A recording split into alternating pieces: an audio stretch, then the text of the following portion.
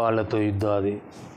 తర్వాత ఇది ఇండిపెండెన్స్ది war medals, ఈ 2 వార్ మెడల్స్. తర్వాత ఇది కూడా వార్ మెడల్ సార్, ఈ 2 స్టార్లు. ఇదేమో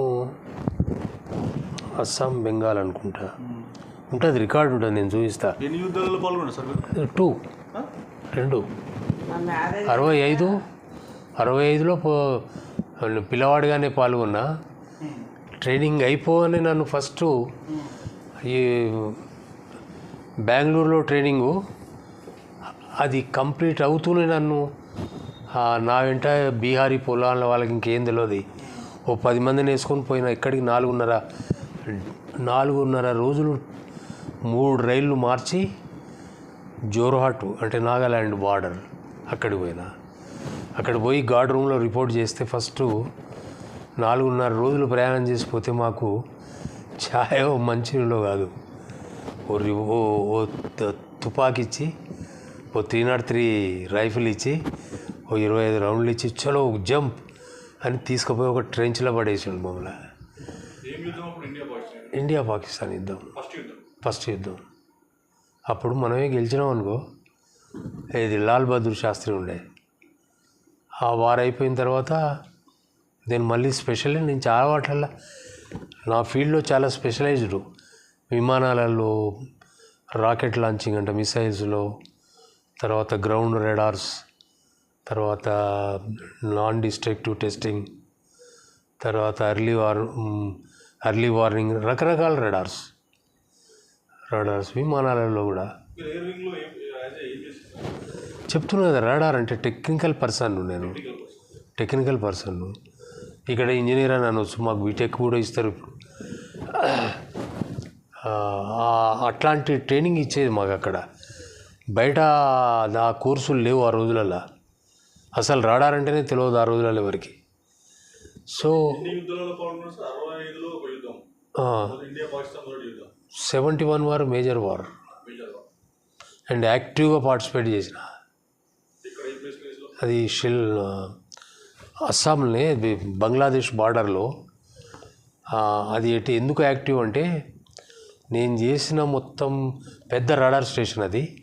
అక్కడి నుంచి అన్ని ఎయిర్ కంట్రోలింగ్ అదంతా అవుతుంది. స్క్రాంబ్లింగ్ ఆర్డర్స్ అంటే విమానాల్ని శత్రుదేశం మీదకి పంపడం, ఇట్లాంటివన్నీ జరుగుతుంటాయి. అయితే అవన్నీ మేము మా రాడార్ స్కోప్ మీద అబ్జర్వ్ చేస్తుంటాం. చేసి ఆ డేటా ఇస్తూ పోవాలి. డైరెక్టర్ ఉంటాడు వెనుక, అన్నీ ఇవి ఉంటాయి. ఇట్లానే చెప్పుకుంటూ పోతుంటాం. ఒక టైం ఎట్లొచ్చిందంటే పాకిస్తాన్ వాళ్ళు మన రాడార్ స్కోప్స్ అన్నిటినీ జామ్ చేసేసిండ్రు.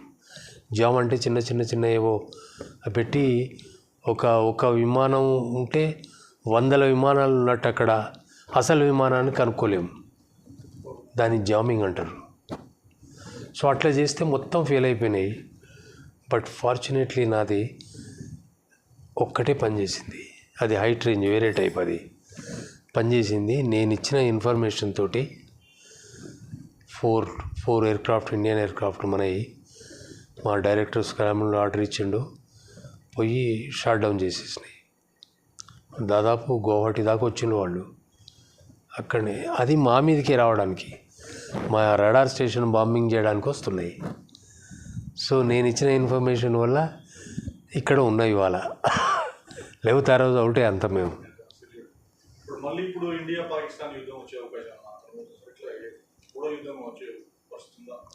చాలా డేంజరస్ది వస్తే ఇరువైపులా చాలా నష్టం అవుతుంది.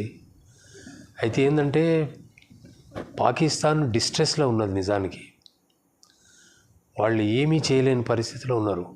ఇంటర్నల్గా దేశంలో గందరగోళం ఉన్నది. అటు బెలూచిస్ తిరగబడ్డరు. తర్వాత అక్కడంతా స్వార్థపరులు, అటు జనరల్స్ వాళ్ళంతా కరప్ట్ బాగా. ఎప్పుడు మిలిటరీ గవర్నమెంటే కదా, సివిలియన్లను రానివ్వరు. సో దాంతో ఏంటంటే అది డిస్ట్రెస్లో ఉన్నది. అయితే మనం మంచిగా ఉన్నాం. కొన్ని దేశాలు ఈ దేశం బాగా ఎదుగుతున్నది, ఈ పనికి మాలిన దేశాన్ని వాడుకుందాం, వీళ్ళని డిస్టర్బ్ చేద్దాం అనేది అస్సలు ప్లాన్, స్ట్రాటజీ.